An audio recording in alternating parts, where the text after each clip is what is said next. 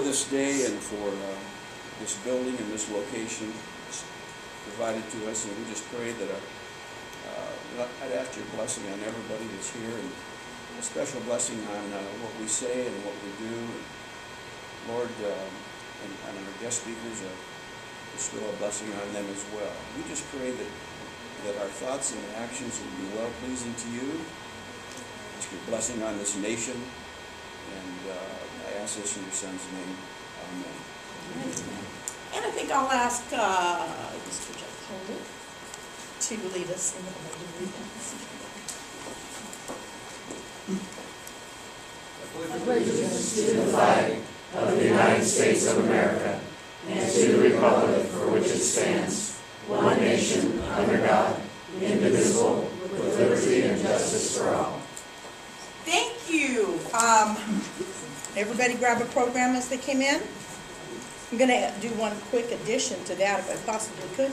Happens to be my dear friend Dwight Hawkins' birthday today. Let's all sing. Happy birthday to you. Happy birthday to you. Happy birthday, dear. He's all red. Happy birthday to you. Thank you. I got you. That was Stephanie's idea, by the way. Yeah, she said let's sing to him. We have a few people that are going to be coming in later because there is a platform meeting tonight. So bear with us. People are going to be coming and going. I want to have Stephanie, who's in charge of our programs, introduce our first guest. We celebrate entrepreneurship here at Republicans of Spokane County. If you were with us last month, you recall we had two entrepreneurs who have spent several decades building their businesses. And tonight we have a relatively new entrepreneur who's been at this a couple months. Eric Dahl is the co-founder and CEO of Crowdswell. And when I heard about this startup last month, what intrigued me is that it's described as a crowdsourcing platform that uses the power of the free market to turn good ideas into better communities. And of course we like the free market here as Republicans, and so I thought this would be a good idea to hear from our speaker. It's not a partisan idea, but I think it's something we can get behind because really, government entities always talk about their lack of funding to take care of things in the community. So this takes bureaucracy out of the equation, and Eric has 12 years of experience in marketing, business, and technology. He has an MBA from Boston University, and he was born and raised here in Spokane and has a BA in political science and philosophy from Gonzaga. So please welcome our speaker, Eric Dahl. Hi guys. So all these great speeches. I'm not a great speaker, but they always start with a good joke, and so I was driving here trying to think of a good joke, and I couldn't think of anything. So I'm just going to jump in and tell you about Crowdswell, and then see what you think. Then we can maybe have some questions and stuff, and let's go from there. Looks like I lost my connection. So about a year ago, I might need you to run that for me. About a year and a half ago, I guess, I had a realization, and that was every city I ever in, I grew up in Spokane, but it could really be anywhere. I always see problems and I see opportunities, and those problems and opportunities, it could be things like, why is there graffiti on my stop sign, or why can't we have a new park here, or it could really be anything. It could be big infrastructure, something small. Maybe put it up here, maybe, and I can control it. No, I was going to say, what do you want to tell me what you want? Okay. So I started working on the idea of how do I do that, and I realized I had a problem. That was that I wasn't empowered as an individual, in the sense that I see these problems all the time and opportunities. I don't have time to do it myself, and I don't know who to call. I know there's organizations that deal with these things, but who do I talk to? I don't have time. And so I wish there was a way that what I could do is, without having to know how to solve it, I could just put a dollar down and say, hey, I want this to be different. And so that's where I started to work on this concept. And what I realized would be cool is if there was a way where I could put $1 down on like creating a new park or whatever it is, fixing something, and other people who care about that, they could put $1 down on it too. And if you made it like a marketplace where, thank you, where one day maybe it's at $10, the next day it's at $100, maybe a week later it's at $1,000. It'd be kind of cool with a marketplace, because whenever it's enough incentive to take on, whenever the funds raised are enough incentive, the right qualified person or group could go take it on and go do it. And so kind of like a free market for doing good. And so that's where we started to play with that concept. And my day job, my previous day job, I actually just resigned. We launched about 5 weeks ago, and so I was like, better go all in.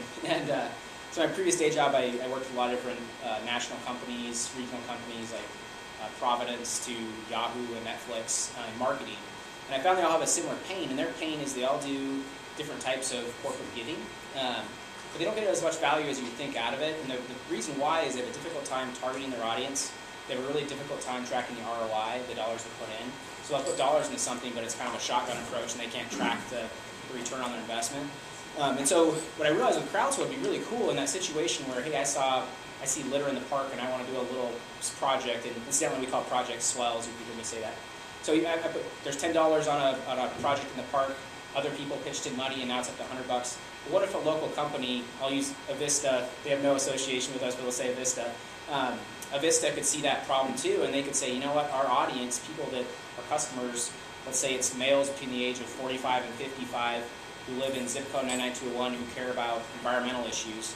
What they could do is they could set up a matching situation saying that for every $1 you give towards this swell, this project of CrowdSwell, we'll give $2 up to $1,000. So they could partner with their customer base to solve problems that their customer base cares about at a local level, and it brings more money to bear. And so that's where CrowdSwell was born.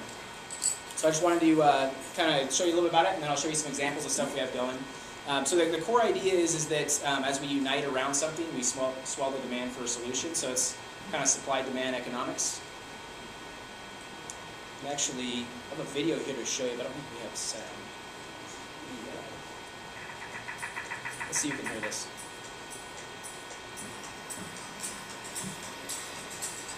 It starts with All the little things you don't think of. one person, one community, one problem. Doesn't matter if it's big or small, local or global. The only thing that matters is that you care enough to do something about it. That's why we created CrowdSwell. It's like a free market for doing good. Here's how it works. First, find a problem you'd like to solve. Then, start a swell to fully explain that problem to the world. Pretend you're trying to convince a friend to help you with a project. Give a detailed description of the problem in your proposed solution. Every swell comes with a list of tasks that have to be completed before the swell is finished. Before sharing it with the world, be the first to contribute to your swell. Just click Fund and follow the prompts. Then share it with your friends, family, and neighbors.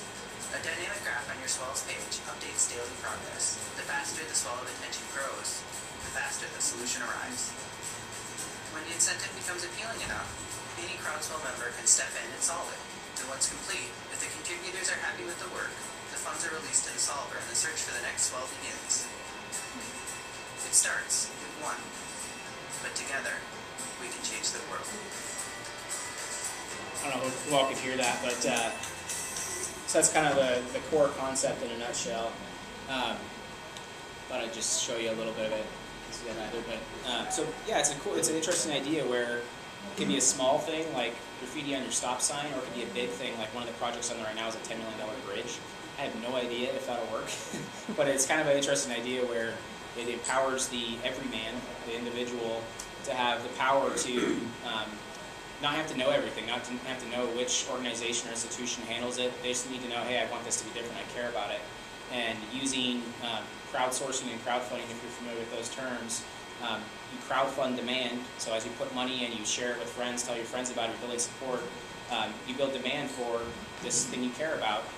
And as you build support for something, as you align around it, that crowdsources the solution to it.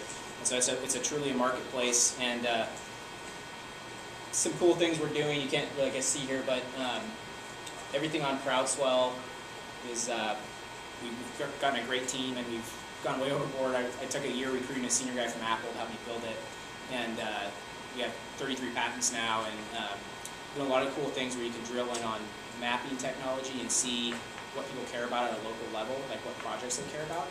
I don't know what that's going to mean for us business-wise.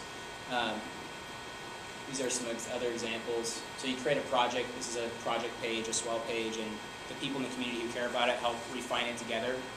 I don't know if you're familiar with Wikipedia, but it's kind of like Wikipedia in a way, where people who care about it, you can contribute by giving money, or you can contribute by giving your expertise and helping it along, or you contribute by telling other people about it. So anyway, show you some examples. So we've been 5 weeks. We've been open for 5 weeks. And actually, the spokesman did an article on us, and they published a week early. And so I don't know if 5 weeks is really fair. We've really been open for like a week. But we had quite a bit of interest just locally.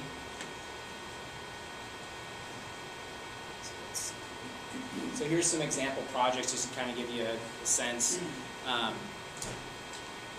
There's one for fixing up a bus bench downtown. It's been there forever. It hasn't gotten fixed yet. It doesn't mean people are doing a great job in the city, I'm sure, and everything like that. It's just things cost money, and there's a certain amount of time and money, and it just is what it is. Other things are more like ideas, like it's not so much problems, it's like a vision for how could we make something better. So the top one is bike racks. Why not more cool bike racks in urban areas? I think everyone would get behind more of a walking, pedestrian type culture in the downtown area. And that metal butterfly, that's one for me, where I first kind of got the idea, is I walked by this metal butterfly forever downtown in the River Park when we go down there. And I'm sure it was really cool at an expo. I wasn't there, but it's too bad. It's like, why not put some cool wings on it? It's a little thing, but it's kind of an example of the kind of stuff you can do with CrowdSwell. The far right, it's chalk art. It could be random things. The top is a community garden. That's a pedestrian bridge for the university district downtown. The thought with that is that it'll help connects the colleges down there with the biotech community, and therefore bring more R&D to town. More companies have more labor. And so it's just kind of an interesting way.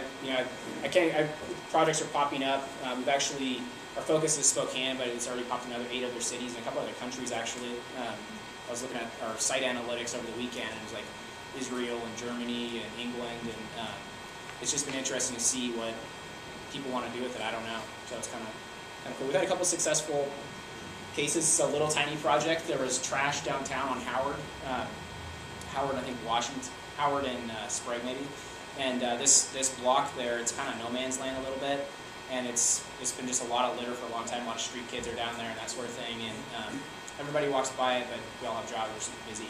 And so the swell got started. It got up to about $50, and then, again, we haven't been open very long. But it turns out there's a building right there, the Bank of America building, and a law firm called Lee & Hayes is in there. And one of the attorneys, he sees the same problem all the time. He looks at his window, he's typing on his computer, he's like, yeah, he doesn't like it, but he's busy. So it got up to $50, and he's like, you know what, I'm just going to go on my lunch break and I'm going to do it. So he goes and does it, he cleans it up. He actually made $51 for 30 minutes of work, and there was no regulations on it, nothing. It was just pure $51 cash that he could pay forward other projects or withdraw to his own bank account. And he's putting it forward to other projects he cares about. But it's kind of an interesting use case, and one thing that we're exploring is, are there opportunities with city governments? City governments have contracts for that a lot of times. They pay amounts of money for different groups to go and take care of downtown area as well. Could we crowdsource public works? It turns out that this person in particular, it cost him less. It was less cost for him to go do it in 30 minutes of work than it would be with another traditional resource, but he made more money. So it's like it's an interesting way to think about different things in the city. This is another little example of a solved project over the last couple of weeks. If you go by the flour mill in downtown Spokane, there's an electrical box there. It's kind of in a public area because you walk by and there's grass and the park's right there. And when you walk by it, like with my kids, kind of just wrecks the space. You see, I don't know if that's actual gang graffiti, but either way, it just makes it kind of feel run down. And so anyway, it was an interesting use case because I actually had created that one myself. And as we were testing 8 months ago with Crowdswell, and it's been on there for 8 months. And then there's without saying the name of the company, they have a contract to take care of that. And within 3 hours of them hearing about it on Crowdswell, they went and fixed it. So it's kind of an interesting use case where for 8 months it was there, nothing, and then within 3 hours of them learning about it, it was fixed. Sure. Financial accountability. How do you have that? Yeah. What's the financial accountability of taking in all these funds and then Sure. doing the project, and then what happens to the rest of the funds, or Yeah, so the way it works bank is, account, or what do you? yeah, so the way it works is when you give money to something, it gets held in escrow, a separate escrow account, and then when someone goes and says, hey, I'll go do it for that, if it's open to the public to take on, first come, first serve, someone takes it on to go clean up the litter, they come and submit their evidence that says, hey, I went and did it, here's my pictures of the proof, and then what happens is anyone who gave money to it gets to vote whether it was done according to the specs of the project, and if it was done according to the specs of the project, then they get the money. If it wasn't, then they don't get anything. And so it's this perfect situation where you as a donor get to know if it's done the way I want it to get done, basically. Could this be a fundraiser type of, in other words, could a scout troop or a church group commit to doing a project and then using that as a fundraiser? Yep, and I'll give you some examples of that in a minute. Okay. So it's kind of a cool way to think about it. Basically, you could either start a swell, again we call projects and causes swells. You could start a swell and you don't have time to do it yourself, you just want to see it different. You could go take on swells, so I was like, man, I wish I was back in college again. I cleaned toilets, nights cleaning toilets working right through Gonzaga. I was like, if I had this, I would go around town and just find these cool opportunities and create swells for it. And so you could go take on swells. That could be, you can make money off it. This guy from Lane Hayes made $51 for 30 minutes of work. It's actually a decent opportunity. Or what you can do if you're, let's say you're an organization that already owns a problem space and that's what you do. Well, you could create a swell and define yourself as the organization that's going to go do it if it hits a certain amount of money, something like that. So there's different ways you can use it. And I'll show you in a minute too, but it's more than just people. So that's our initial focus in terms of our business. We're focusing on Spokane, trying to prove this out locally. It has sprung up in other cities, but in terms of where our time is spent, it's here. And trying to focus on, will individuals actually use this? I'd use it, but maybe I'm weird. So we're trying to figure out, are there people who believe in this? Are there actual problems, whether it's like local neighborhood stuff or city stuff? I found stuff, people have made stuff for the community spaces, but what I found most helpful is my own neighborhood. I live in the Garland area, and there's a little walkway kind of by the cliff, and I walk there with my dog all the time. Other people do too, but some people walk there and they let their dogs do their business without cleaning it up, and it's overgrown and unkept. And all the neighbors were really busy. So to me, that's a perfect case for Crowdswell. Is no one does anything about it. I don't know if the city's supposed to handle it, but it doesn't get done. So Crowdswell's a great fit for that. So it could be stuff like that, or it could be city stuff. It could even be big national stuff, like, sure. So do you have what projects would you do on Crowdswell? And so we've seen, and I actually was kind of flipping with the question, and as you know, candidates out there saying projects. Yeah. We've seen there's a variety of Kickstarter and social cause things out there. We're starting to see primarily liberal groups do this sort of test and learn with initiative funding.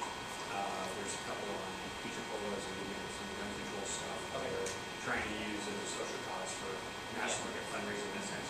But if I wanted to start a Crowdswell for, let's say, overturning the Growth Management Act, would you allow them to do that on Crowdswell, or would you not do that? So we don't want to do politics, but there's a super fine line between what's politics and what's not. So we're actually learning what people, it's pretty much open. Our only requirements right now are that it has to have a social good purpose and it has to benefit more than yourself. So that's our requirements. And then we don't allow like a political fundraiser for a candidate. But there's a lot of issues that are political in nature, which are fine to try out on Crowdswell. We're seeing what happens. So one thing that's cool about what we've done versus like a Kickstarter, this, in terms of what I just shared, is like our focus as a business, but we have a lot of things under the hood that are actually pretty neat. Like one of them is we've created a way to do kind of exponential funding. So you guys are all familiar with like matching donations and fundraising, probably like if you give a buck all the way to 5 up to 1,000. We can do that in Crowdswell, But what's interesting about it is all those can run concurrent on the swell. And then at a higher level, companies actually participate in it too. So it can bring massive amounts of funding towards a cause or a project. But when I'm an individual and I give $1, what it can do is it unlocks all those challenges together. So giving $1 can have the effect of giving 10,000. And I'll show you more of that in a second. So it's actually a pretty powerful way to create a large amount of money really, really fast. Sure. What percentage of the donations go towards the overhead and profit of crowdsourcing? Sure, so right now we take 5%. The reason why we're a business versus a nonprofit is I feel like as a business we can take on investors and I want to scale this worldwide basically, and it allows us to get the best talent. So we take 5%, but when you put that in context, Kickstarter, which you had mentioned, they take about 12%, so we're a lot lower than other stuff in most of the market. And then if you consider a lot of nonprofits, there's a ton of great ones out there, but usually it's at least 25 to even 70% overhead. Ours is 5%. So it's a lot lower than anything that exists yet to going towards a problem.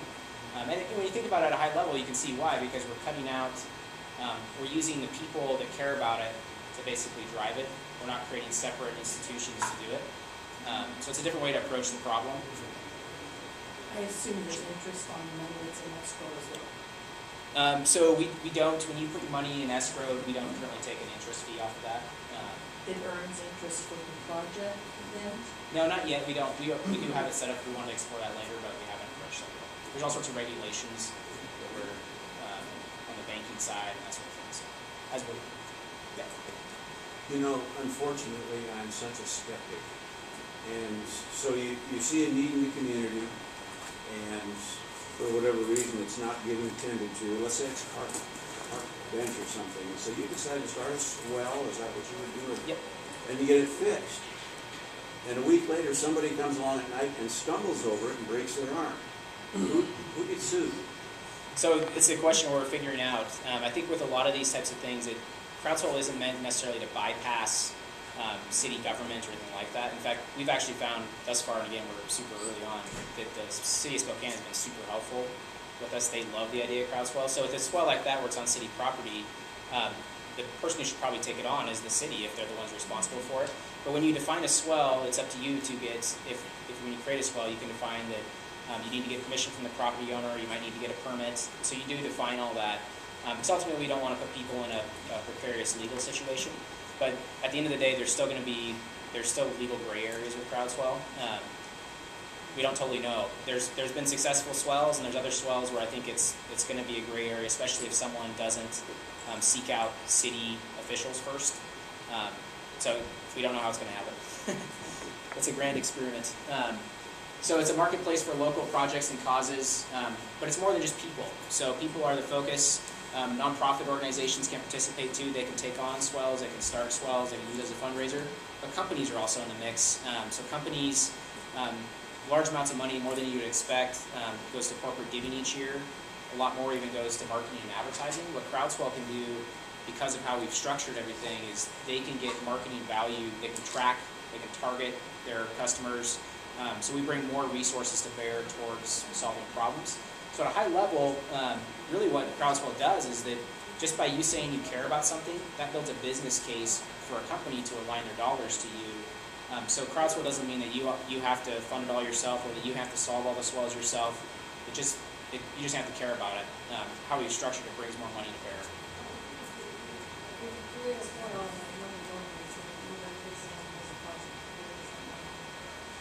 So with the idea with Crowdswell is swells could sit there for a long time until that perfect price point is found where an entity wants to take it on, a qualified group or person.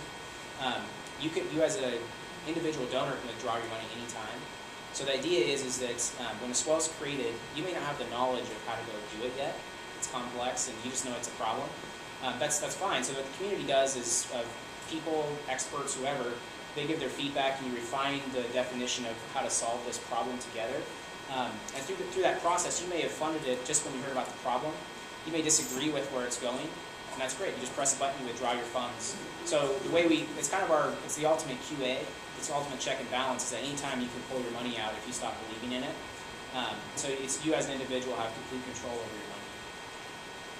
So So let me show you some examples here. So so far nonprofits have, I don't know if you can read that, been all over it. It's a cool way where they can, it's like no risk increase to fundraising. They engage a new, younger audience. We've been doing really well with kind of the millennial audience. And it gives more value to sponsors. So now their sponsors can track the ROI of the dollars. They can manage their stuff centrally. So that's been pretty interesting. Slide here. And then companies are the interesting part. Because they already spend so much money now, imagine if Starbucks nationally could partner with individuals at a local level to get graffiti off, help get graffiti off their stop sign. It's a different way to think about marketing. If they can target their audience specifically, and they can track the ROI as people share that on social media, see how many clicks it got, how many eyeballs saw it, they're getting the same marketing value, but maybe it's even more. I saw, not to mention Vista again, but the Spokane Indians ballpark, they have a plaque out there at one point, I think. I'm sure they spent like $20,000 to put a plaque in there. Stuff costs money. But how many times do you notice that? You never do. Well, what if they could partner with me to solve a problem in my neighborhood? That's a different way to think about marketing. So the bigger idea with Crowdswell is why not create a way where you can get more value out of partnering with individuals at a local level to solve problems they care about. So we're curious. We don't know where that's going to go yet, but so far it's been a pretty exciting idea. Again, we're super early. We've been chatting with some larger national brands, and I think we'll have some pilot programs here in the next couple of months.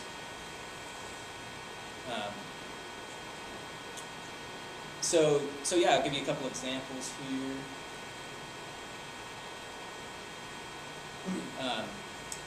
These are just purely conceptual examples to kind of give you a sense of where we can go with companies. So when I was first starting Crowdswell, I worked with a large marketing agency and in town, and I tried to do a start before in Spokane. It's really hard to get capital. It takes time and space and people and all that kind of stuff. And so what I found was, what I decided to do was go pitch my day job bosses and say, hey, here's the idea, will you help me build it? And they loved it and said, yeah. So I built a company inside their company, and they are like world experts on marketing. They've built some of the biggest brands in the country. So this team I have, we're really good at marketing. And so one of the cool things that with Crowdswell that could happen is the way it can work, a company like Nike, they can see swells. They can look nationally, they can look down at a neighborhood level based on demographics or location, and they could align their dollars to those swells if it's something that they want to partner with those individual people to solve something they care about.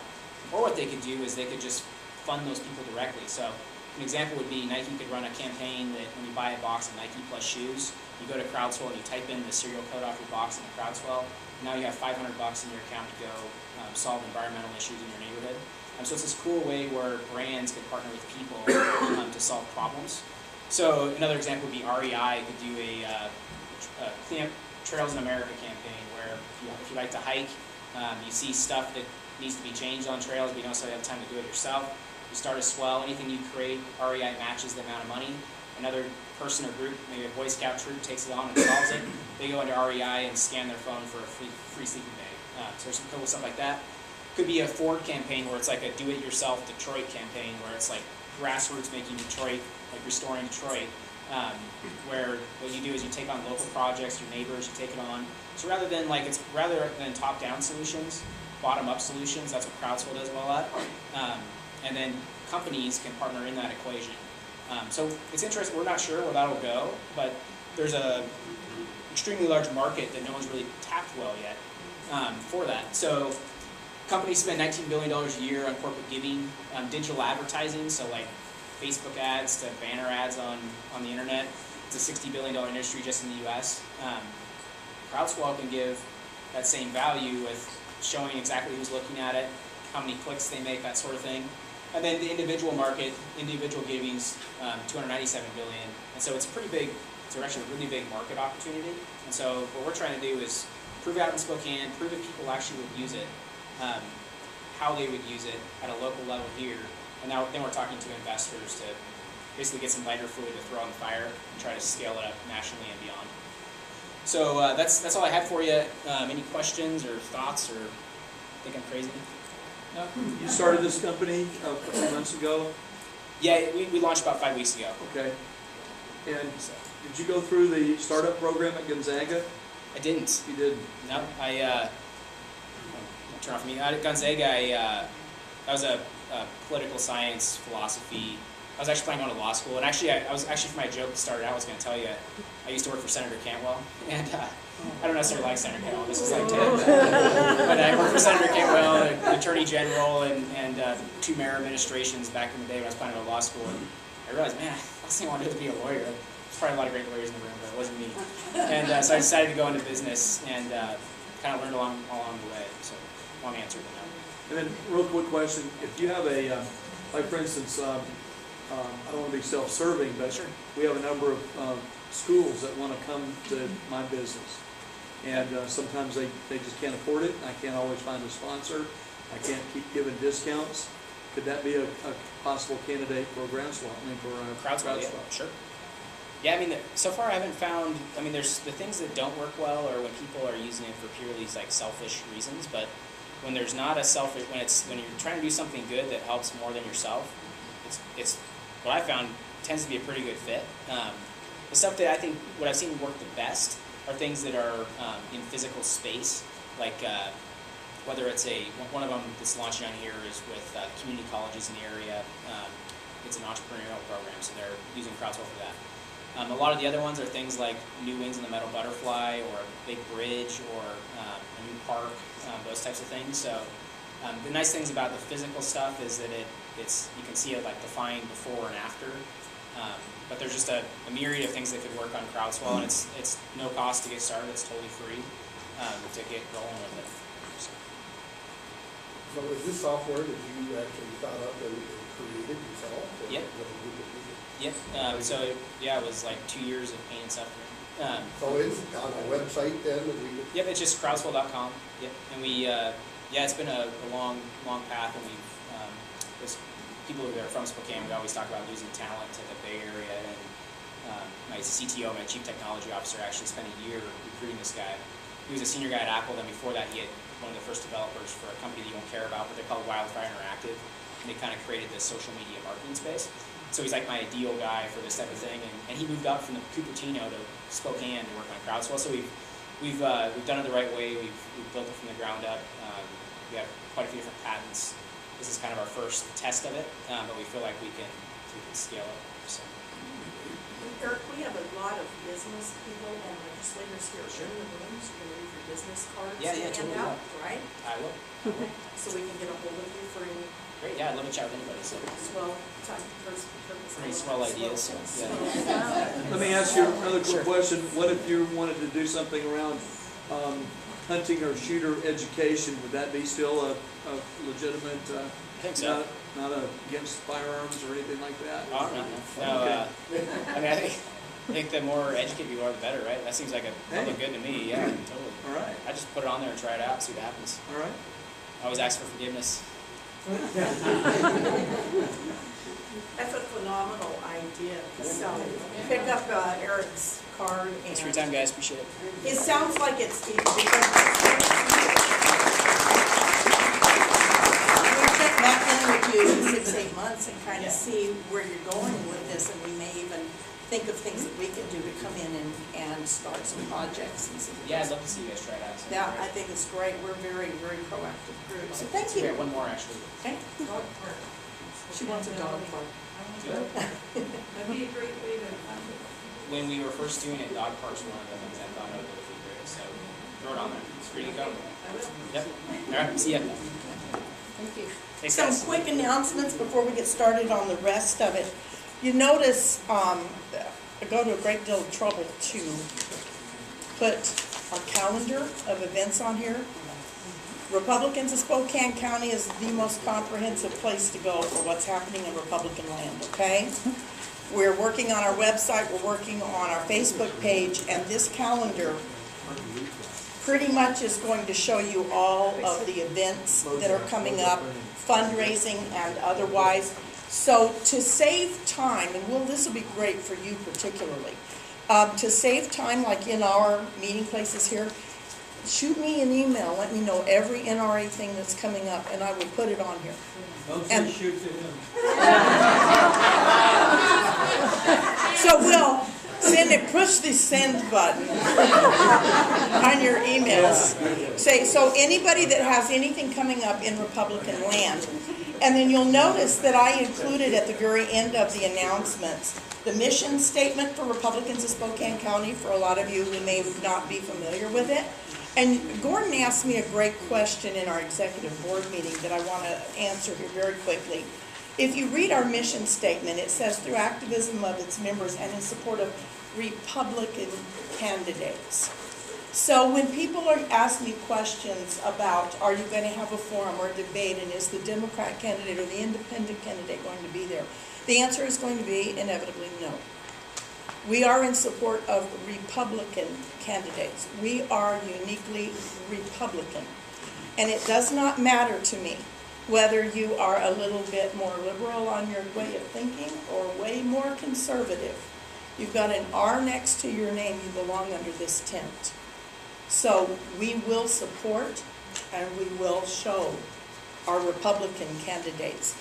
We're stay real busy doing that, so the independents and Democrats are on their own, okay? Hey, Beba, really quick. The Caper dinner is not on there on the 25th, and the location just got moved. So anyone that was looking to go to the Citizens Alliance for Property Rights dinner on the 25th, I have the information on there. Okay, so check in with Kelly on that one. You'll notice that our next meeting date, if you're not going to stay for our business meeting, I want to bring this up to you right now. Our next meeting date is May the 19th, location to be announced. It is going to be a debate between the two people who are both Republicans running for the 4th Legislative District 2nd position, which will be Matt Shea and Josh Aratola. It's going to be a very large event, so we will be hooking up a venue that will house a large crowd. So we'll let you know on that one in a minute. So for that reason, I'm not going to introduce Josh yet. But if you are running for office this year, will you stand up for me? Okay? These people put time and money and effort and a great deal of love into everything that they're doing to serve you and to find an office to serve you. Please get involved in a campaign. For that reason, at the end of our presentation by Senator Patton, who is not running for office this year, we're going to give you about 20 minutes to go around and meet these people, get yard signs, get palm things, volunteer for Mr. Haskell's campaign. He needs you. All right? So let's go around the room. Everybody introduce yourself, what position you're running for. Diana. I'm running for the 4th Legislative position 1. Okay. I'm running for the State House Representative. Who are you? Position 1, and I'm Bob McCaskill. Thank you. I'm Leonard Christian. It seems like we're all running for the same position. We just get Tom in here and everybody else. Anyway, I'm running to retain the seat, State Representative position. And these three people are all members of Republicans of Spokane County, all serve. And I'm Mary Cuny, and I'm not Ready ready. Sit down after you've introduced yourself. I'm Mary Cuny, and I'm running for Spokane County Treasurer. Larry Haskell, I'm running for Spokane County Prosecutor, the only Republican running. Colleen, go ahead. Ellen Lindstrom, I am running for Spokane County Auditor. Vicki. I'm Vicki Horton, I am your current Spokane County Assessor, and I am running to retain my position. I'm Jeff Fuller, running for State Rep in the 6th re-election. Okay, Matt, what are you running for? Oh, I'm right on time. What's the question? I said everybody's running for office, stand up, you're standing, so I just wanted Rose, what are you running for? Okay. Away. So, those are the quick announcements. The rest of them we'll bring up at our business meeting. We're going to move right on. Stephanie, go ahead. We have a microphone if we need it, but actually, it's not working. It's a little bit, yeah. Is it working? Oh, well. No. Okay, so we are honored to have Senator Mike Patton with us this evening to give us a legislative update. Senator Patton was first elected to the state legislature in 1980. Then in March of 1995, he was appointed Spokane County District Court Judge and won 3 additional terms through countywide elections.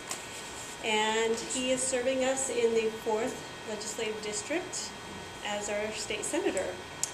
He's a graduate of Gonzaga University and earned his law degree also from Gonzaga. So please welcome Senator Patton.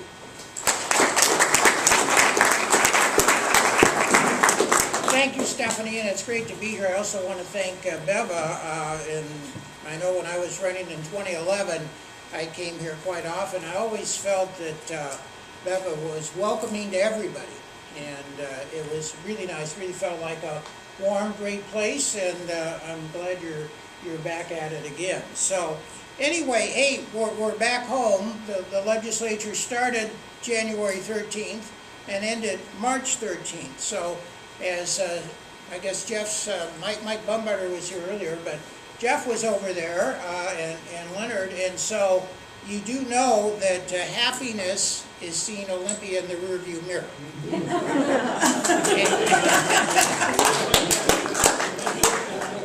We always say that your life, liberty, and property is safer when the legislature is not in session.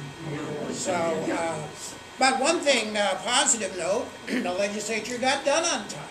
So that's the first time since 2009, 60 days. Now that versus last year, which was supposed to be a 105-day session, and went 166, I believe. So anyway, much improved in that regard. So what happened? And you got to realize the overview of the legislature. There's the old rule of 50, 25, and 1. And you say 50 because you need 50 votes to get a bill through the House. There's 98 members, that's a majority. You need 25 in the Senate because there's 49 members. And then you need the governor to sign the bill if you want something through. So it's a lot easier to defeat bills than to pass them, and that's good. I think there were 1,300 and some bills introduced and about 230 some that actually passed this session. One of the things that we did do is we passed a budget without any tax increases. So that's always good, I think, because I don't think really people feel they're taxed too little. You know, our district had over a 70% vote for the requirement that it takes a 2/3 vote to raise taxes. And we in the Senate passed the constitutional amendment because, unfortunately, the Supreme Court ruled that that was unconstitutional to do that by initiative. It said that you needed a constitutional amendment. So we passed a constitutional amendment, and at least we had a majority vote for it. We didn't. The Democrats en masse voted against it, and one Democrat, Senator Hobbs, hid in his office so he didn't have to vote on it. And hopefully that'll be an issue in his race.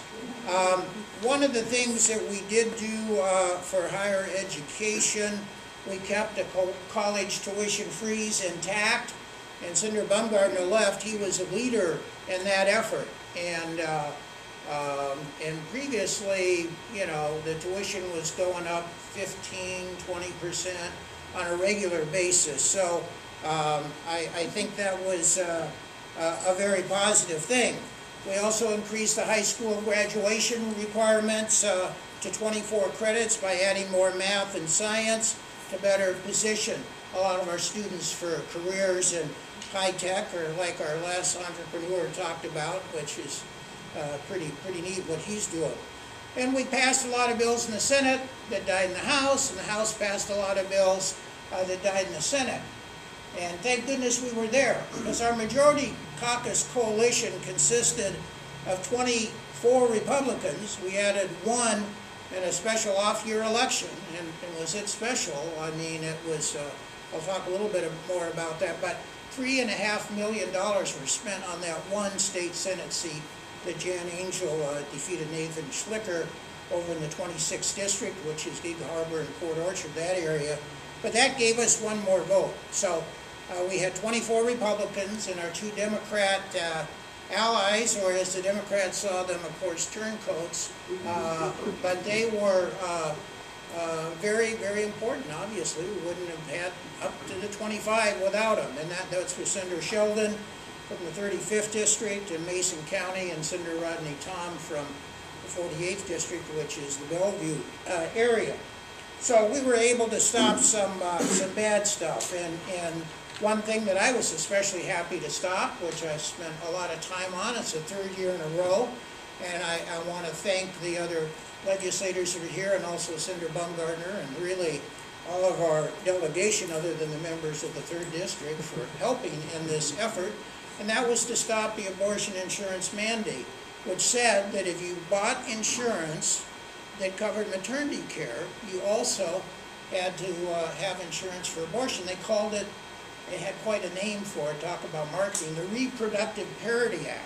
So the parity, the parity that they were thinking of is a live birth of a healthy baby and an abortion, which kills an unborn child. So it was a great motivator for a lot of us, and but if it hadn't been for the majority coalition, I don't know if we could have done it. We did it in 2011 when the Democrats controlled the Senate, and that really was semi-miraculous. So anyway, worked on a lot of bills on the law and justice area. I'm chairman of that committee. Worked very closely with Larry Haskell here. Was a great help on bills and testified on a number of them.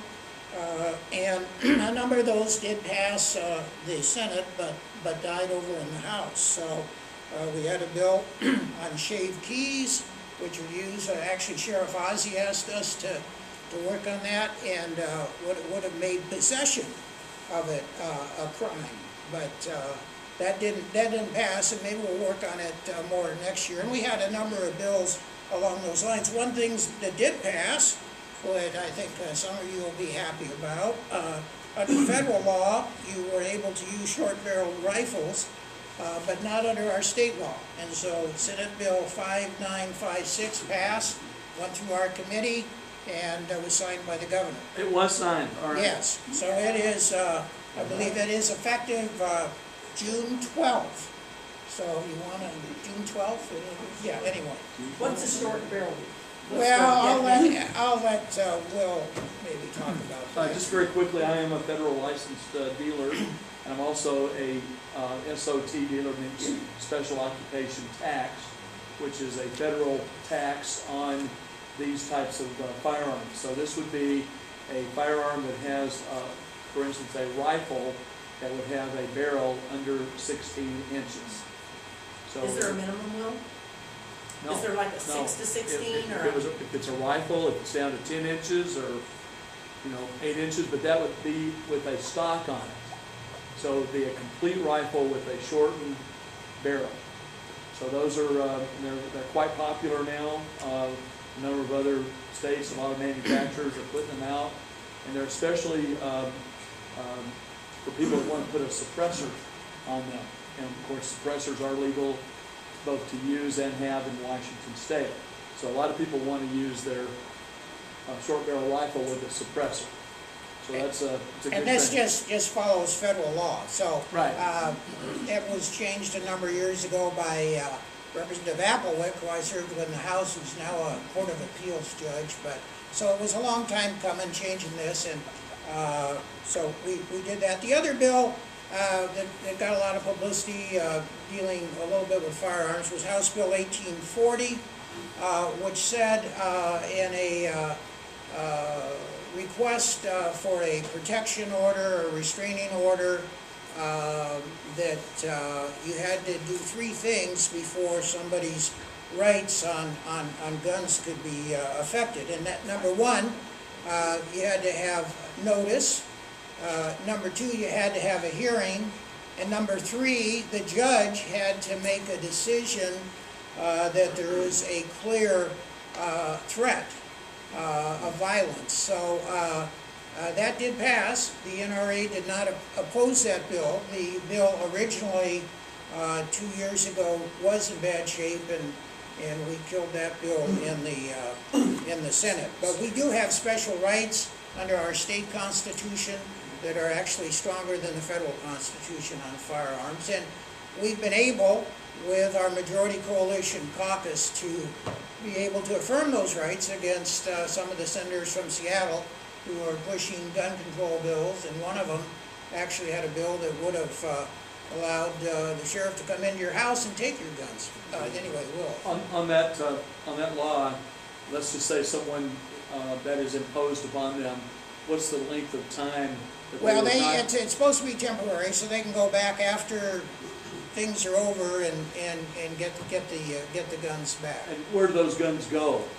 Well, that is determined, I assume, by the judge and with the help of local law enforcement. But They come and take your guns? well, if there has been found that you're a credible threat to have violence on, and it's usually in a divorce type situation that you're going to see that. There was some concern on the bill and in other respects, and that there wasn't actually a conviction, but there was feeling that there was due process with the notice, with the hearing, and with the judge having to make a decision. I think we'd all agree that there are some people that shouldn't have guns. So anyway, I wanted to also talk about one other major area which I see as a problem heading our way, and maybe a constitutional crisis in the state, and that is the overreach of our state Supreme Court. And we fought that in a number of different ways in my committee. We had a hearing on separation of powers. One of members of the House, who's a member of the House Republican Caucus, Representative Manweller, teaches constitutional law. Thank you very much. Constitutional law at Central Washington, and we had him come over. And he said the rate our state Supreme Court is going, he expects in the near future that they're going to declare war on Oregon, you know, because they have done so much to expand their power. And this really gets down to the McCleary decision. I wrote an op-ed piece with Representative Manweller and Representative Terry Neely that was in the Tacoma paper back on January 24th. But we have a separation of powers. There's certain things that the legislature is supposed to do, certain things the judicial is supposed to do, and certain things the executive is supposed to do. And unfortunately, what has happened is the judiciary is now stepping into the legislative arena. And in the McCleary decision, they have not only mandated that the state do certain things on education, they have maintained continuing jurisdiction. And you can imagine if the legislature wanted to maintain continuing jurisdiction over the Supreme Court, what the reaction would be. And then right before the session started, they issued another ruling, and they said, we want a report by April 30th of what you're going to do. And they didn't seem to understand the difference between a supplemental budget and a biennial budget. The biennial budget's for 2 years. The legislature had added $1 billion for K-12 education in that biennial budget. And I think we had another 58 in the supplemental. But they said if we didn't do what they wanted, they were thinking of holding us in contempt and sending all us legislators to jail.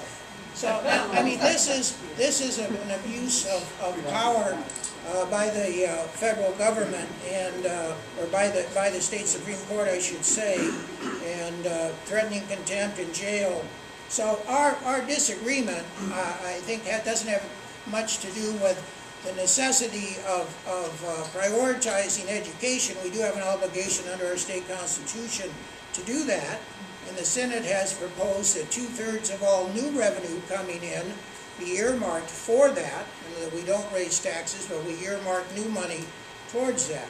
Now we have one great justice on the Supreme Court, on the state Supreme Court. Unfortunately, he's resigning, Justice Jim Johnson, a wonderful guy, was an attorney general for a number of years, and he pointed out in his dissent in the McCleary case that the legislature is the body capable of gathering relevant information regarding competing state budget interests and funding each according to available resources provided from the economy and tax resources.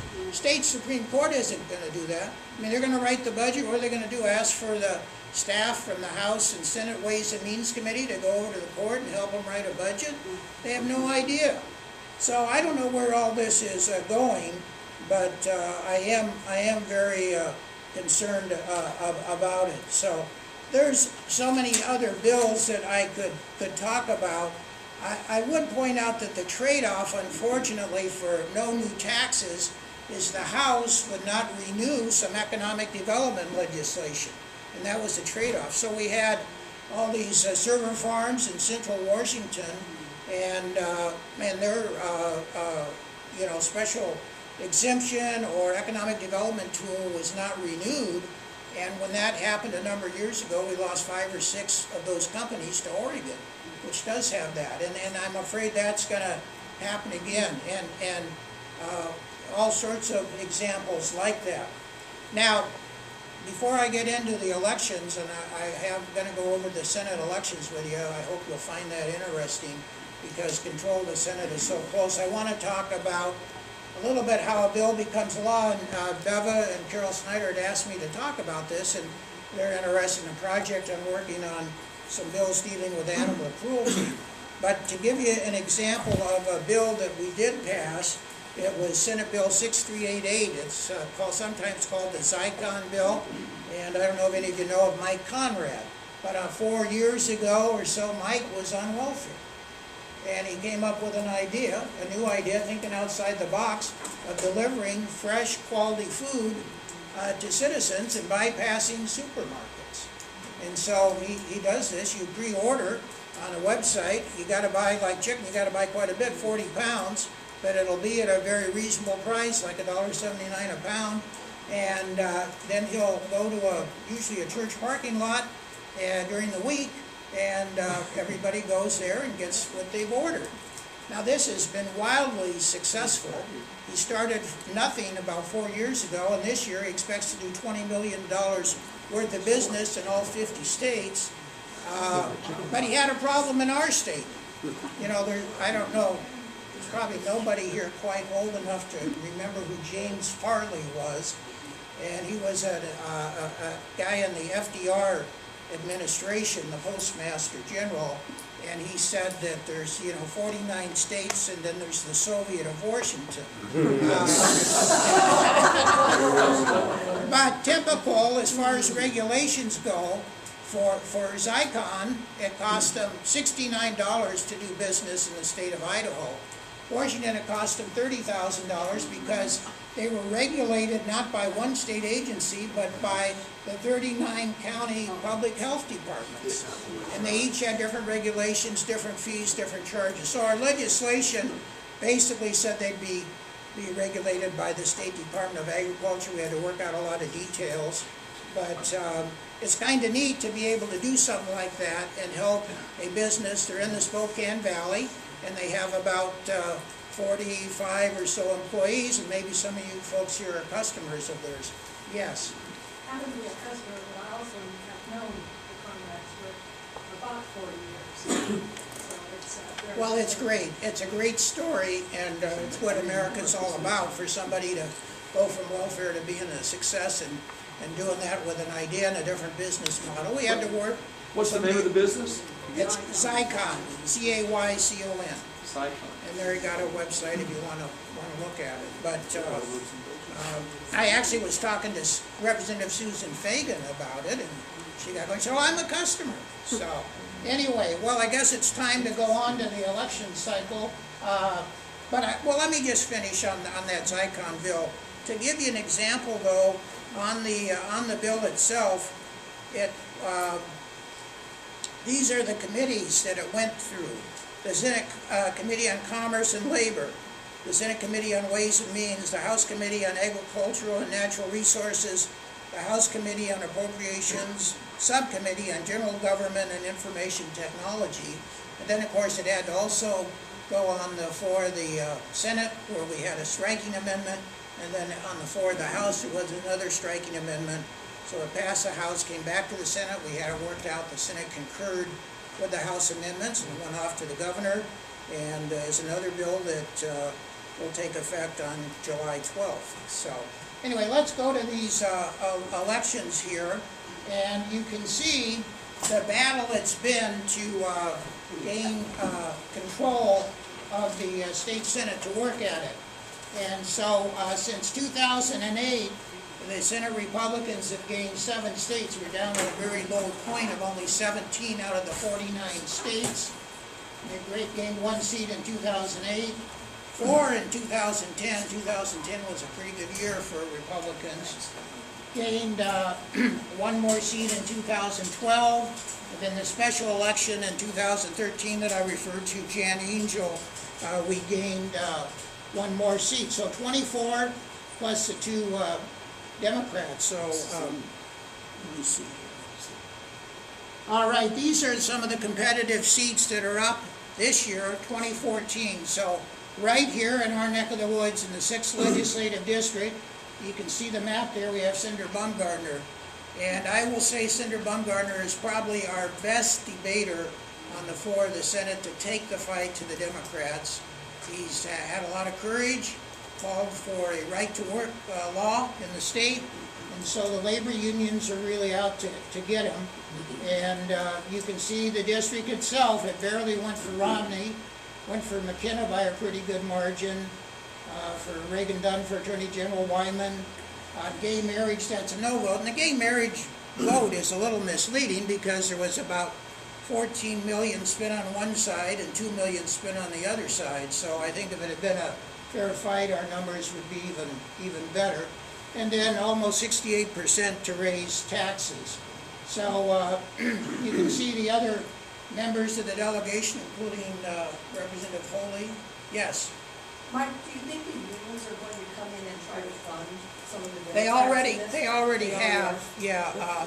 Rich Cowan, who ran against Kathy McMorris Rogers, is the candidate, and he's raised about $87,000 according to the PDC records. Senator Bumgardner's raised about $130,000, but it's going to be an all-out race, and you saw the earlier slide that estimated the average cost for the competitive races would be about $700,000. So The reason I ask is because of his right-to-work bill.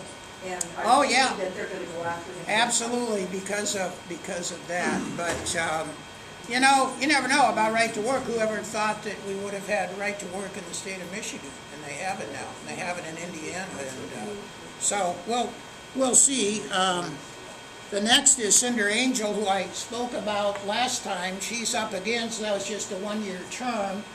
I believe she's going to be in a lot better shape. She doesn't have Nathan Schlicker running against her, but she does have the local head of the WA union in her area running against her. But you can see the numbers. It's a swing district. They've got 1 Democrat House member, 1 Republican House member.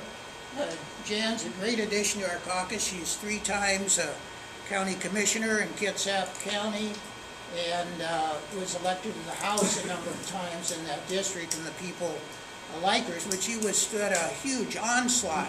And what they try to do is they try to redefine you from who you are, and so the PAC that they had millions of dollars go through, which was an attack PAC, was called She's Changed PAC.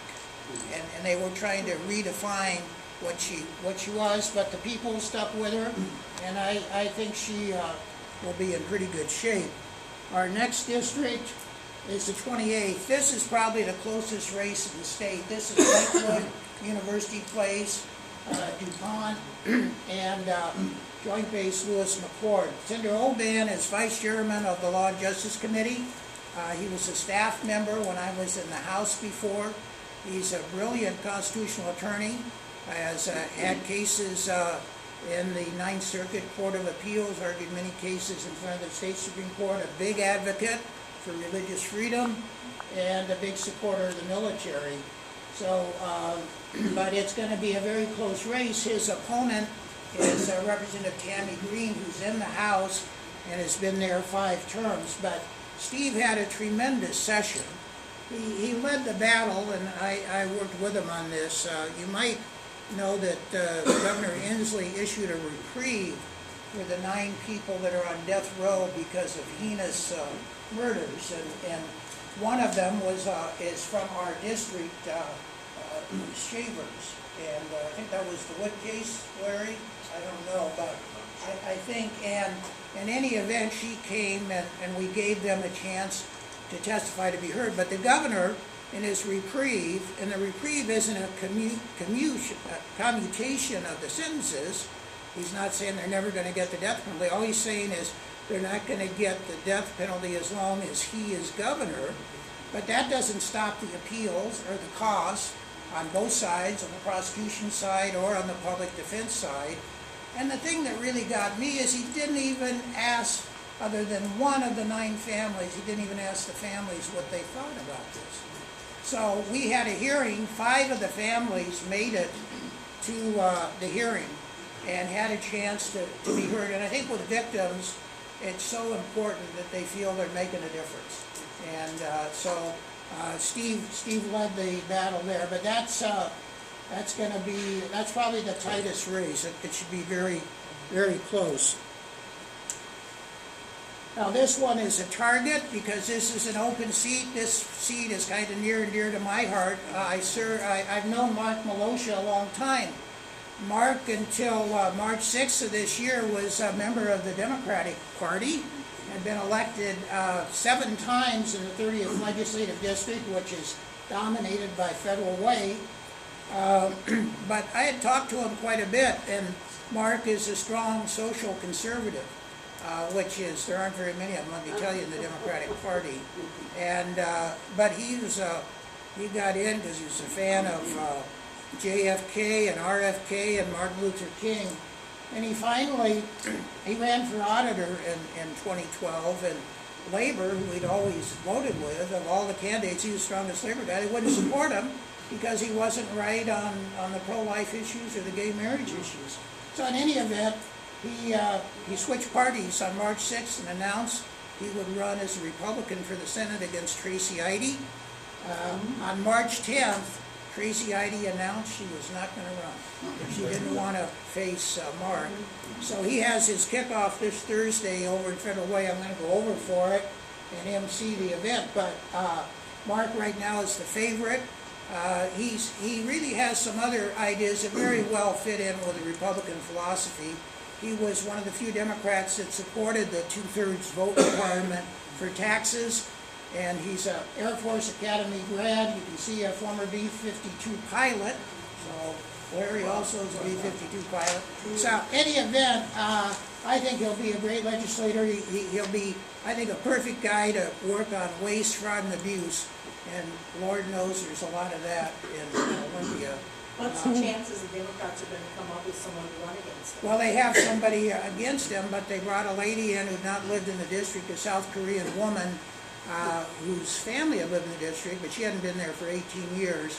But yeah, she'll be supported extremely strongly by the National Abortion Right Action League and those people because Mark is a real threat to them. But he's been doorbelling hard already, and hopefully he can make it through. So.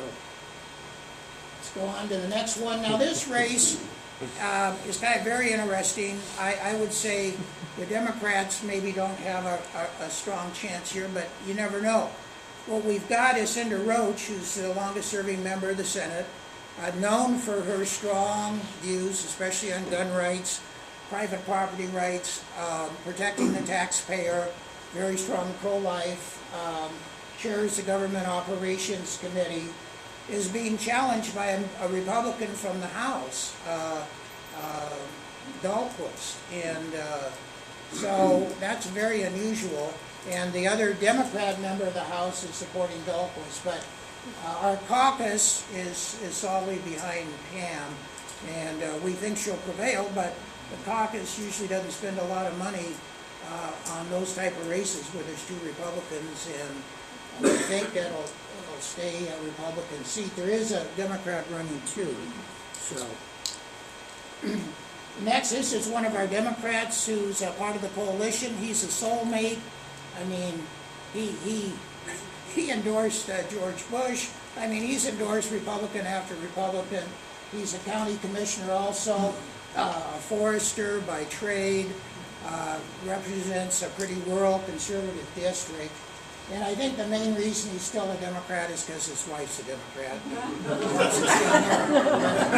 But he votes with us all the time, and you know, is a great guy. So they're going to go after him. There is a Republican run against him, and then a more liberal Democrat in that Who's race. the Republican running against him? He's that half it begins with a K. I forget his name. He's not been real serious so far, but he's running a little bit to the right. Didn't his wife leave the Democrat Party after the Democrat Party insulting him? Didn't she write a scathing? She wrote a reply? scathing letter, right, to Dwight Dilts when he was the chair. All right, Doug Erickson, a great guy. Maybe any of you were at Cinder Baumgartner's kickoff. He was the master of ceremonies. Came over, and I thought had a great line at the kickoff. Said, "I'm just real happy to be in Spokane, the capital of free Washington." But right now, he looks pretty good because right now there's no Democrat opponent, and as we know, the filing starts for those you guys. Is it May 12th? Mm-hmm. May 12th ends May 16th. So they're a little late. I think he'll be in good shape. But the district in the past has elected a Democrat. Okay, our next is another target on it. So this is a seat held by a Democrat. It's held by Steve Hobbs. He's the guy that was hiding in his office rather than voting on the 2/3 tax constitutional amendment bill. And he's what you call, they call him a business Democrat, a middle-of-the-road Democrat, but he doesn't seem to have real strong views or philosophy. It's old saying that you might have heard of what's in the middle of the road, yellow stripes and dead skunks, you know. Roadkill caucus. He's part of the Roadkill caucus. Kellen is a financial advisor, former county Republican chair, and also very active in his church community in Snohomish. So we have high hopes for him. And then we have Andy Hill. Andy was our budget chairman in the 45th district, which is Kirkland, Redmond, Woodinville. He's in a district that's actually somewhat Democrat-leaning, and McKenna barely carried it.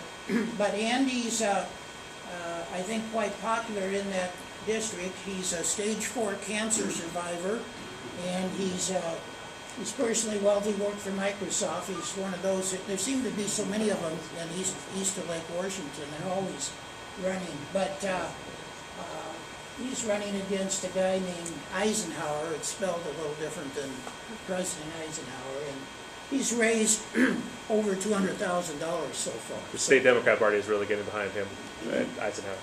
They get the race. The Democrat. So, yeah, the Democrat. Yeah, they're not going to get behind him. No, the state party, is. Right. So Their state party that'll is be a tough fine. race.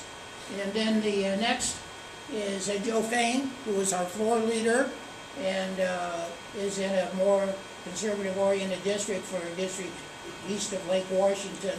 But it's a split district. You see they have one Democrat in the House there. Right now, he's in a great shape, too, because the Democrats don't have an opponent against him, and it's getting late.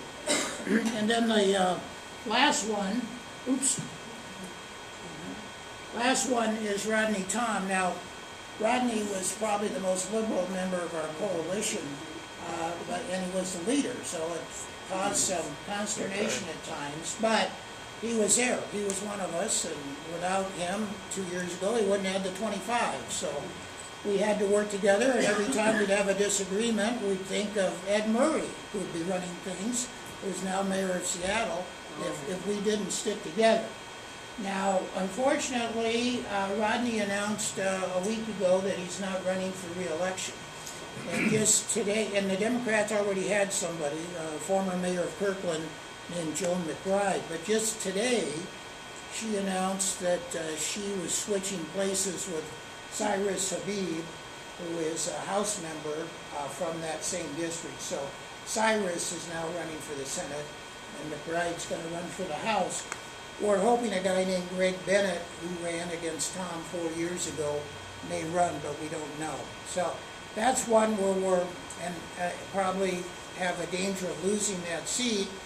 On the other hand, we have a great chance, I think, with Meloshi's seat of gaining a seat, and we need to hold the rest of them. So that's kind of a rundown of all the Senate Republican elections. It's going to be a big deal in 2014, and it's very important for the state. If we don't, we're kind of, a finger in the dike with the House and with the governor. But I'd be happy to answer any questions on that or any legislation, Will. Legislative report on the effects of the new marijuana law and also on quote-unquote Obamacare. Well, the new marijuana law, the legislature had legislation that went through the Senate. I did not support it, but it went through that would have combined the medical marijuana with the recreational marijuana. And it didn't get through the House, so it died. So there is still a real danger that the U.S. attorney, who has shown in the past, at least in our area, Tim Ormsby, desire to go after abuses, could do something. Now, the Obama administration is certainly, as we know from what just went on down in Nevada, is not known as a states' rights operation, except when it comes to marijuana. That's the one exception. So they have basically taken a hands-off deal. So you've got cities that are all over the map on what they're doing, and counties. Some, Liberty Lake has had a moratorium. The city of the Spokane Valley is trying to limit where the marijuana is sold. There's a lottery going on, and everybody in the world wants to spend the money that isn't there yet, And there are going to be increased problems. There was a study that came out just a couple days ago that shows the impact of marijuana, especially on young people, on the brain itself. And we know it can't be good for you inhaling that stuff. We know what cigarettes do. Anyway, to me it's a grand social experiment that I hope at some point the people wake up. And it really wasn't a fair fight, I mean, there were millions and millions of dollars spent on TV ads saying we're going to stop gangs, gang warfare and gangs if we just pass the legalization of marijuana. And we had a few lonely souls like Sheriff Ozzie and the Greater Spokane Substance Abuse Council and others that were fighting it. But I mean, it was like millions to $50,000. So in our area, the 4th District, we voted against it, but not by a huge margin because of all the ads and everything. So we'll see how that goes. As far as Obamacare, this legislature, again, this is not something I supported, but they went along with the Medicaid expansion in this state, and we, of course, have far more people, older people, sick people signing up on the Medicaid that are going to cost the state more and less than what they had hoped of younger, healthy people that would pay the bill for it. So I think on that, I am hopeful that on the federal level, we'll see gains in the U.S. Senate where we may take over and we can put more pressure and do more things to change it on the federal level. But I'm convinced it's going to cost the state a lot more, than's projected. And while we have a 4-year balanced budget right now with some of the court decisions, some of the cost overruns, caseload problems, things like this, I don't think it'll be balanced when we start the 2015 session. There's going to be a lot of pressures to spend more money. Yes? In this morning's paper, there was a picture of a couple of high school gals, and the story was that they were upset over a law that had affected their culminating project as seniors in high school. Do you know anything about that? It's now left up to the local school districts. They can still require that senior project. We had some places where it was taken seriously. Some school districts were having kids bake cupcakes for the senior project. So we left it up to the local school district. So it may or may not still be there. Yeah, yes. I'm going to give it was last year, Chair, but did I hear you say that Senate passed 2/3 requirement for raising taxes? Yeah, that now, the people have passed it 4 times. Right. The last was an issue of 1185. The Senate had a majority for that. I shouldn't say it passed. So we had a majority for it. because it actually requires a 2/3 vote since it's a constitutional amendment. So it had a majority, but it didn't have the 2/3 to pass. But all the Democrats in the Senate either voted no or hid out, like Senator Hobbs. So should I continue with the petitions I have in my car to get them signed? Yes. Well, yeah, with Jim Imons, yes. Thank you. Oh, absolutely. Yeah, Larry? Thank you, Senator. I was going to ask you, earlier on in the session, you and I had talked over the telephone, and I asked you to testify via telephone about the digital truck property offender. I know it didn't pass, and if you could just kind of tell the group how far it got, but I wanted to mention it's not only on the mind of all the prosecutors I know, and would be when I'm elected as well, but in walking our 4th district here, that's one of the subjects that keeps coming up, is why are these people out on the street? Why do they have 20 felonies? What are you going to do about it? Right.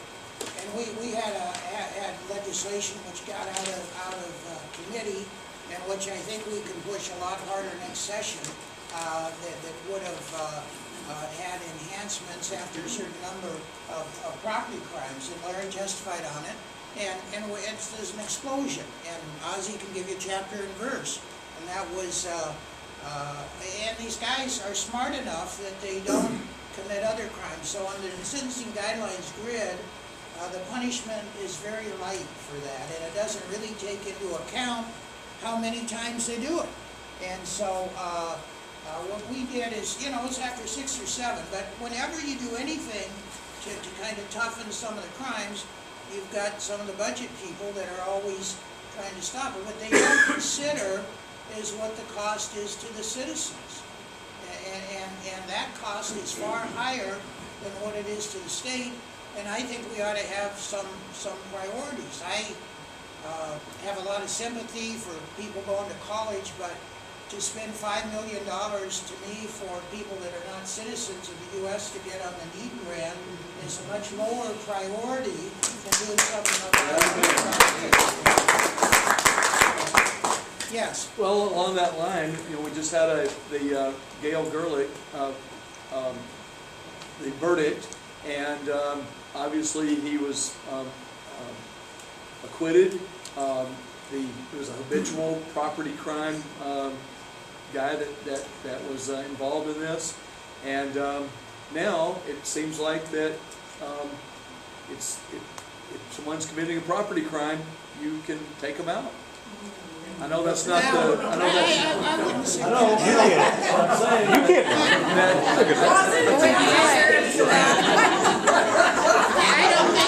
I don't think. I'm not saying that should be the way it is. But I don't think Ozzie or Larry will quite agree with that. I mean, this is a case where at least the defense argued that there was self-defense and he was in danger, and there was a lot of controversy about it, but it wasn't real surprising to me that the jury in Spokane came back with that verdict. But no, you can't do that, but people are frustrated, and you get to a certain point, and the law enforcement guys know this, and you got to worry about vigilantes, you really do. And people will say, I had a neighbor, she's deceased, and she called once and said, I think it was, I don't know if it was the sheriff or what, it might have been, and said, hey, I got a robber in the backyard. And they said, well, lady, sorry, we can't get there right now. She says, that's all right, I got my gun, I'll take care of the problem myself. She said, we'll be right there, and she actually just showed him the gun and he left. But, but you got to worry about that, and people do have to be responsible for themselves to some extent. You can't completely rely on law enforcement because you're just, Ozzie, you have less people than you had in 2008, is that right? It was 95, and the population of our county and city of the Spokane Valley have grown significantly since then. Yes, Mac. One of the largest priorities of the Chambers of Commerce was passing of the transportation bill, and we're very disappointed to see it unpassed. What's your story? Well, the story is that there's two different versions, two different visions. One of the Senate that relied on a lot of reforms that would have said the sales tax money on transportation projects under the spirit of the 18th Amendment should be going to transportation, not to the general fund. That was one of the main reforms. Other reforms dealt with prevailing wage rates. I mean, we have, I think, the highest cost in the West per mile built for anybody. And the Senate and Senator Ide, who I mentioned, we had in the Transportation Committee, we had co-chairs. So Senator Ide had veto power. So these reforms really didn't even get out of her committee. They met, but they never could reach an agreement. In the meantime, we've got other things, major concerns. I just read before I came here, Big Bertha, you know, the huge thing. They now say it's going to be another year before that thing is able to get going again. So they're delayed on that. So there's cost overruns on that. We know about the 520 bridge. We know about the exit in Pierce County to nowhere, the freeway exit that doesn't have any place to go that was built. So we got to have some reforms in the Department of Transportation, and then the people. But I mean, the people got to vote on this, and there is a need out there. There's no question. There's a need. I was happy, and I've been on your old friends at the City of the Spokane Valley to say, let's get going on the Sullivan Road Bridge, which we got some money for. Why aren't they doing some right now? And there have been some delays because of engineering things, but they are supposed to get started and get going on it this summer. One more question. But Tim, I'll take Tim, and maybe Diane. Two more questions, Tim, and then Diane. Praise and a question. You ran a bill, a companion bill in the Senate and in the House version passed for regulatory reform. So that was a good bill. Yeah, you might want, like, that bill dealt with the daycare centers, and we were able to take the power from the Department of Early Learning to do code enforcement stuff and return that to the local city officials. And there have been abuses by the Department of Early Learning. Tim was involved in pushing that bill, so. Yeah, so good success. On the McCreary decision, there was a series of bills run to fund education in the past. They're working, actually this last week, I think there was a hearing in the Seattle chambers with members of the legislature, the bill came out of the committee, where they want to fund education first, so it's Children First Act, and in the funding stream, they take a portion of the budget regardless, dump it in education with no parameters of how it's spent. They include higher education and early learning in K-12. And that's what I read about, Jim. They actually are going to reduce the class size dramatically. That's extremely expensive, and you got to reduce it by a large amount before you really have any impact. So that bill, I mean, that initiative, if it were to pass, and again, they don't come up with a way to pay for it, that would bust the budget and be very difficult if that actually got enough votes to qualify and if the people actually voted for it. It kind of sounded like they were trying to move it into an initiative. That's what they're trying, yeah. Yeah, Diana? Just to give you an update on the Sullivan Bridge, last Thursday there was some right-of-way issues that was signed, and so the staff is getting ready to let construction, so they're going to be starting real soon. Yeah, I talked to Keith Metcalf, who's the regional guy, and they had these right-of-way. So I'm glad they got that solved, because we really need that bridge. We got all the people in Industrial Park, all the businesses that use that Sullivan deal, so it's a huge importance for the valley here. And eventually, you know, Bigelow Gulch is supposed to connect in to Sullivan, and there'll be traffic from the north side come that way. So anyway, well, hey, thanks very much.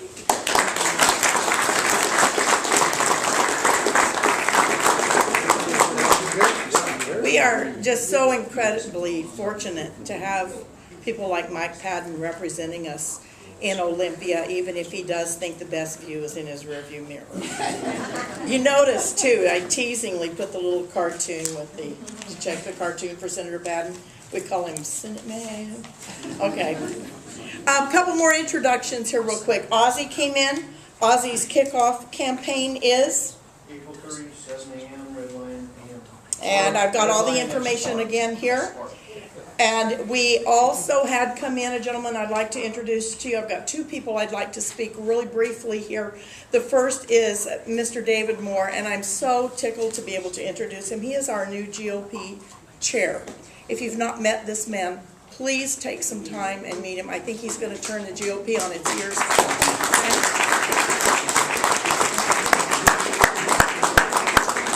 Thank you. I was elected unanimously, or I should say yay or condolences, whatever you want to say, here just about a month ago. I do have a pretty strong vision for the GOP. I'm not a politician. I've got a lot of leadership experience. And what my goal is to turn around and to bring all what I like to call kiddingly as the sub-factions together. We've got to focus on moving the party forward. I'll give you a few of my ideas. Everybody is going to be heard, and everybody's going to be respected. Okay? We're going to turn this organization back into a professional organization. My goal is to raise a couple $100,000, get a full-time staff person in there, get out of the dungeon that we're in, start getting the media aware of what's going on here, get our platform out, which is where we were tonight, working on the platform. I do want to tell you all also that this morning, for those of you who don't know, because of the very baseline approach of the PCOs in the election process, they did select Tim Fitzgerald as the new county clerk. The other, he's a very, in fact, all the candidates were extremely strong. But again, my goal is just to get everybody on the same page and do what's right for the party. So I will take all suggestions, help. I think one of the reasons I was elected is I was the only one that stood up. But the other thing is I honestly do not have any affiliation or commitment to any one of the specific groups. Okay? And we've all got to have this team approach to it, because otherwise we're going to get thrashed again. So we want to start building up with these goals moving forward. And like I said, the media, I want to start getting, for those of you with the Lincoln dinner, there was a group of commercials that were put out, or potential commercials, ads, in reference to what the Republicans are all about. So we've got to start letting people know what we are. And I've talked to several donors. I have secured at least one sponsor for a major event that I'll tell you about some other time. But they're saying to me, it's like, well, you know, I'll give you money, but you haven't done anything in quite some time. What are you going to do with that money? So, you know, I need all the help I can get, and that's from everybody, because we're all working for the same focus and to move this party forward. So we've got a brand new website that we just started. We'll be rolling out here in a couple of weeks. That website is going to be very interactive. We're going to start doing Facebook. We're going to start doing Twitter. You know, approaching the youth. That's their media, as well as the seniors in the written word and television. So we're really going to try to get this thing moving forward again. So if you have any questions, concerns, please bring them to me. Thank you for your time.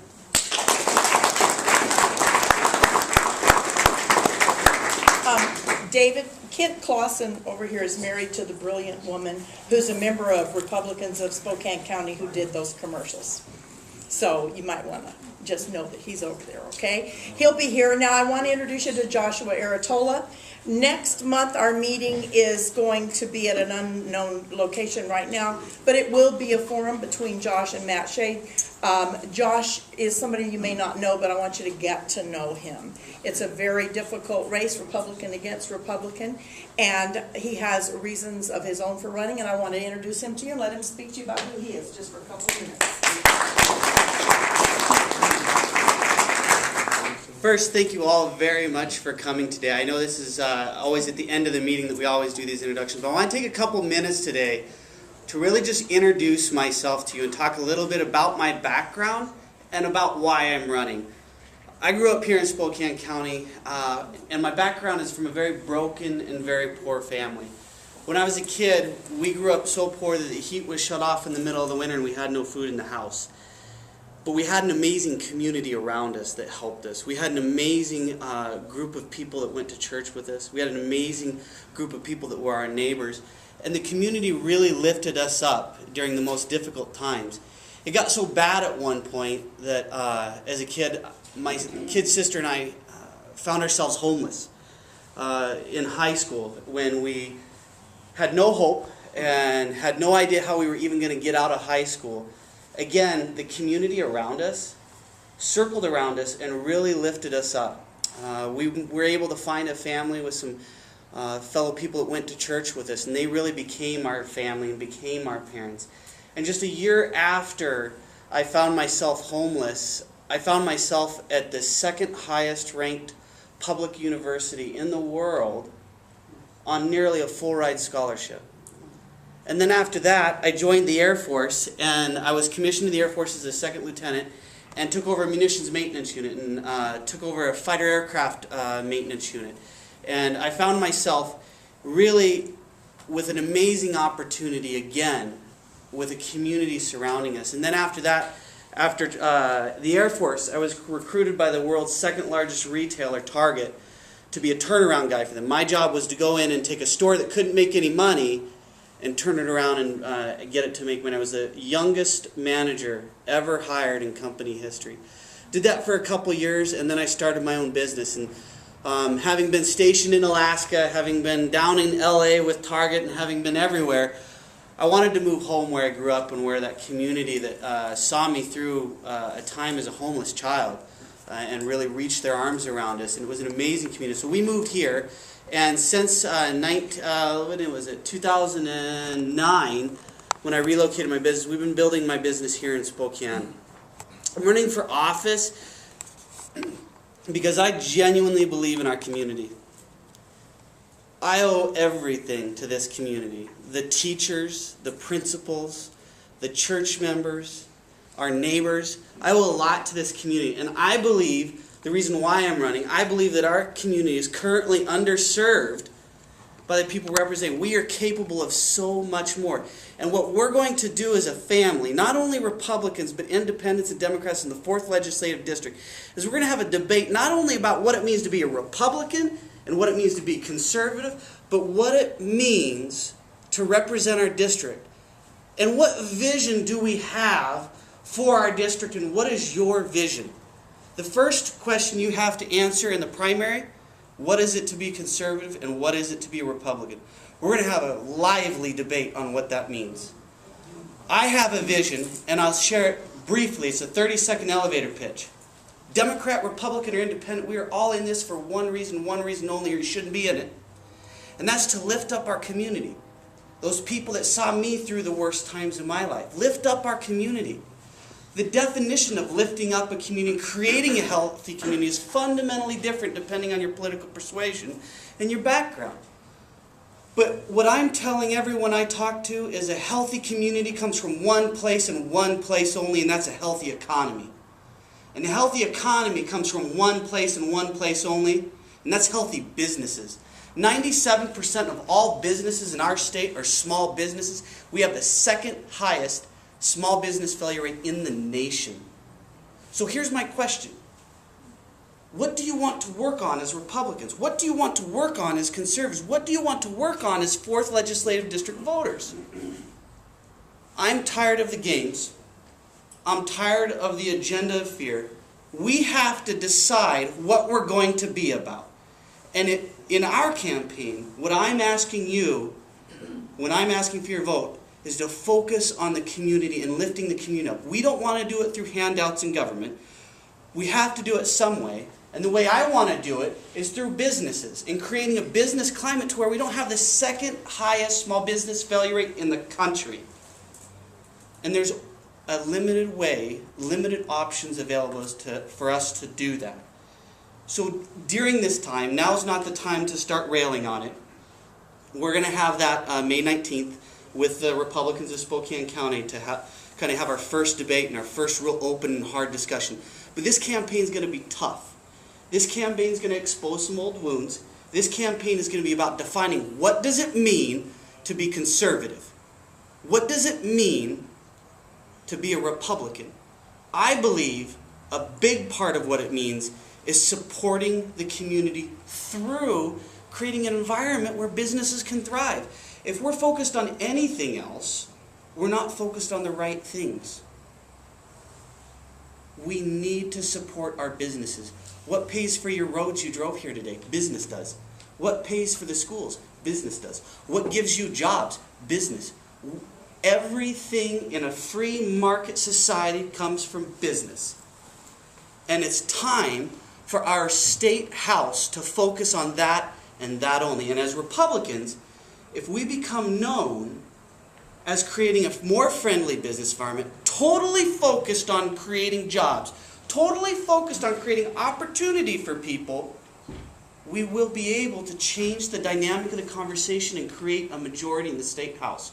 But so long as we, as the 4th Legislative District, continue to support people that don't do that, we're not going to be able to be effective. And that's what this discussion is going to be at. It's just starting.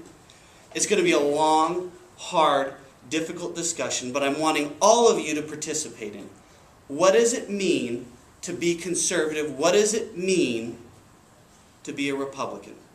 If the Republicans don't stand up for business, who's going to? Who's going to? Where are the jobs going to come from if no one's defending and helping business? We have to change the dynamics from the 4th Legislative District. And that's why I'm running for office. It's going to be hard. It's going to be difficult. And all of you are going to have to, with your vote, take a side. I'm hopeful that we'll be able to engage in this conversation in a respectful and truthful way. But I really want each and every one of you to be engaged. I really want each and every one of you to put aside the labels and ask yourself, what does it mean to be a Republican? And what does it mean to be a conservative? With that, I'll let you guys go. It's been a long meeting. We're ready to get on with the next section, and I really appreciate your time. 15, 20 minutes out.